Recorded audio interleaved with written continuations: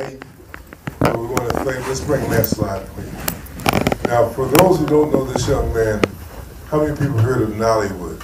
Which, by the way, I don't like that term. You know, Nollywood or Hollywood. Nigeria's on its own, been independent since 1960.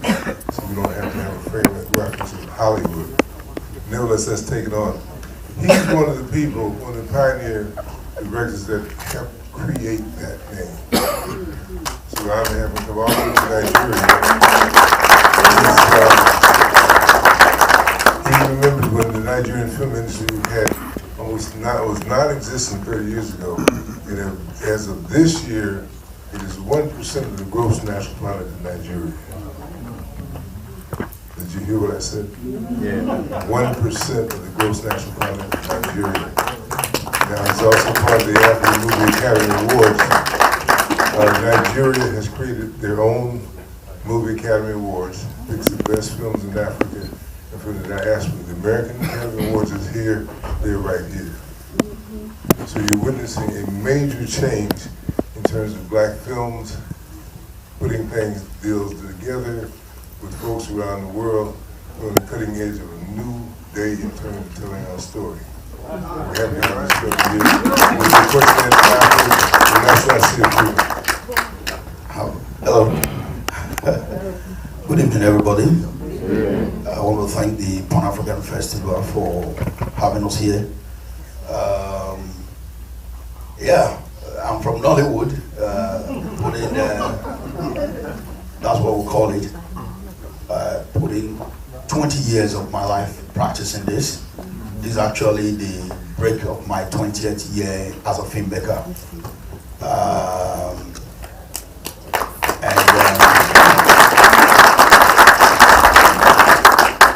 It's so important for me using this movie to salute 20 years of assiduous labor trying to give an identity to the idea of black African film, popular film culture, which Nollywood has blazed the trail. The movie you are about to see is titled Invasion 1897. It's my modest attempt as a filmmaker to tell the story of Africa that touches other parts of the world. The British invasion of the Benin Empire in 1897.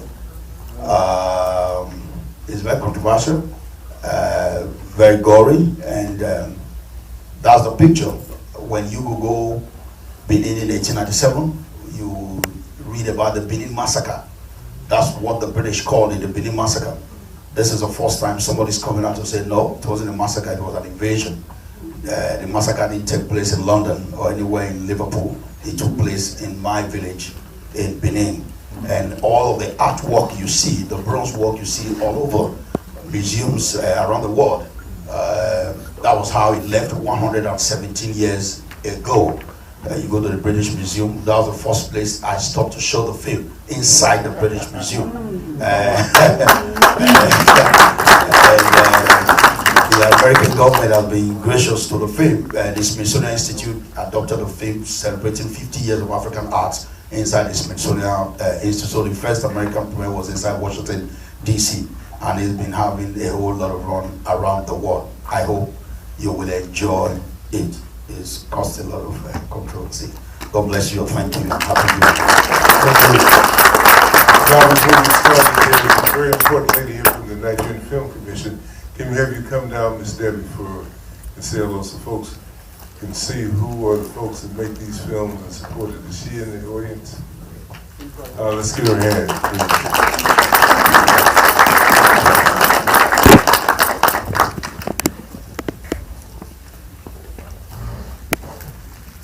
As you can see, these are all young people out there filming in Nigeria. Hello everyone, happy Valentine's.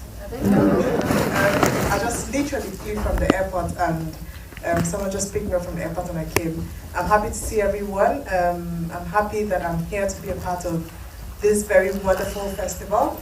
I'm from there's a project, a film fund, I'm managing a film fund for the Nigerian government through the World Bank, and we give monies to young Nigerians to make films and to also portray Nigeria outside of Nigeria using the film medium. So I'm happy to be here, I'm happy to be part of the festival.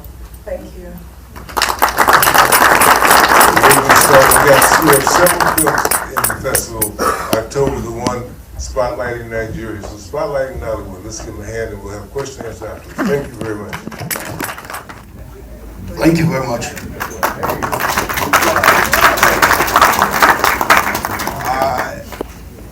I have the character here that's been traveling with me all around.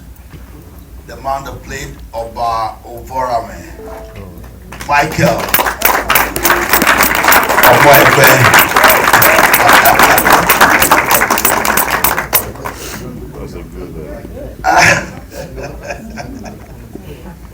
I have another very prominent man from Nollywood here.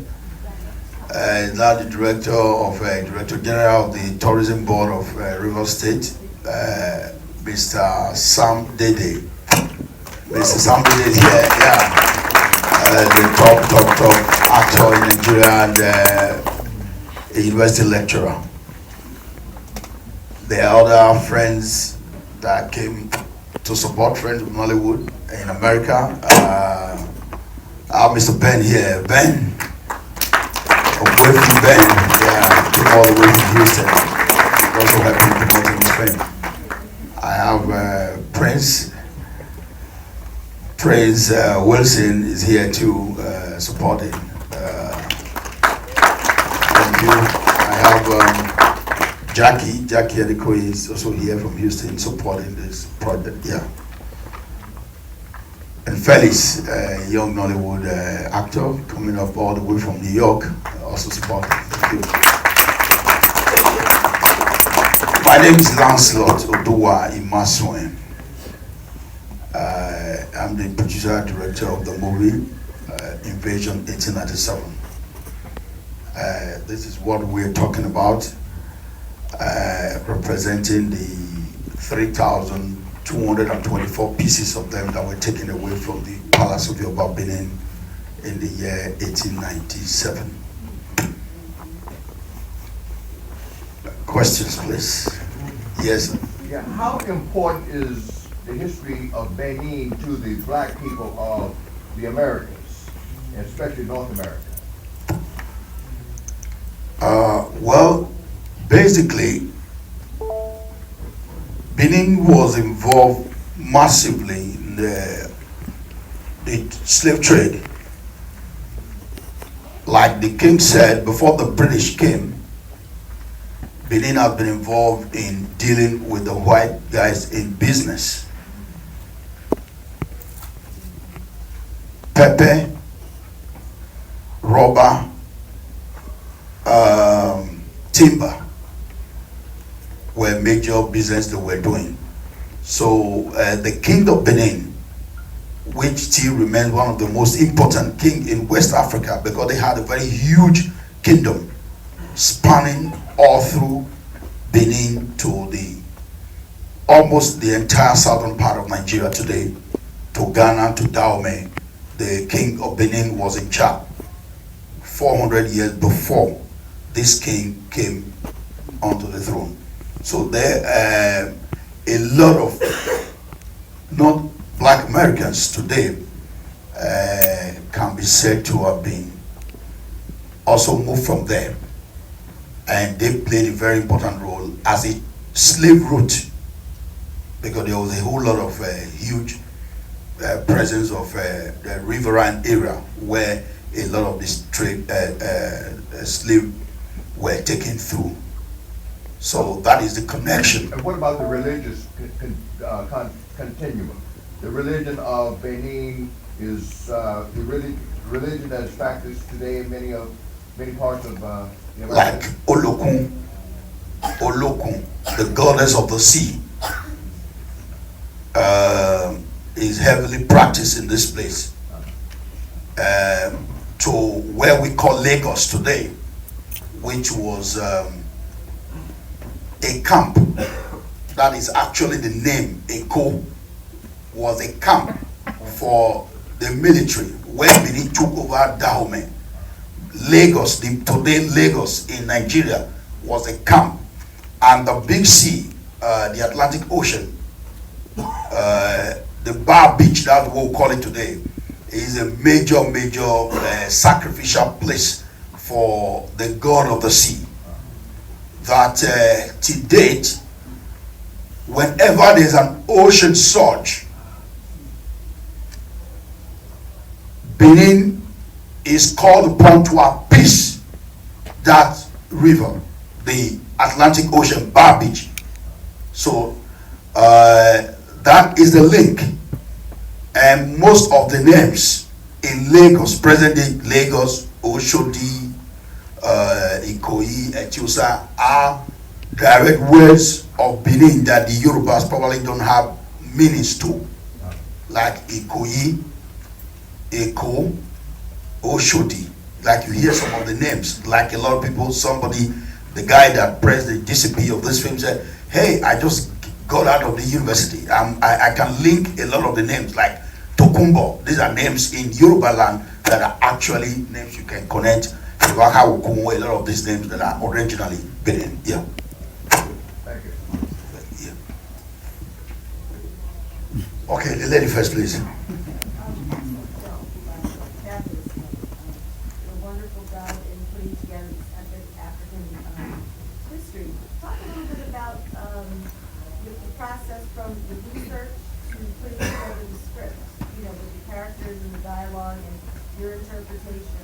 Thank you very much.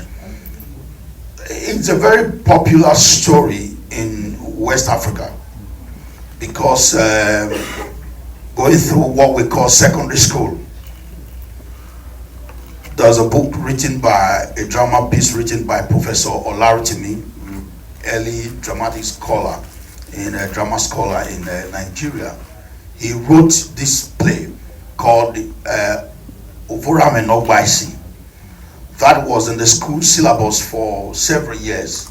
The whole of West Africa, West African Examination Council had it in the syllabus. 100 years of this event, the Nigerian government commissioned the play, Trials of Ovurame. The Beninese didn't quite like the Olaritimi's version of this story is very touchy too, because you still have the lineage of this Oba, this king, to date.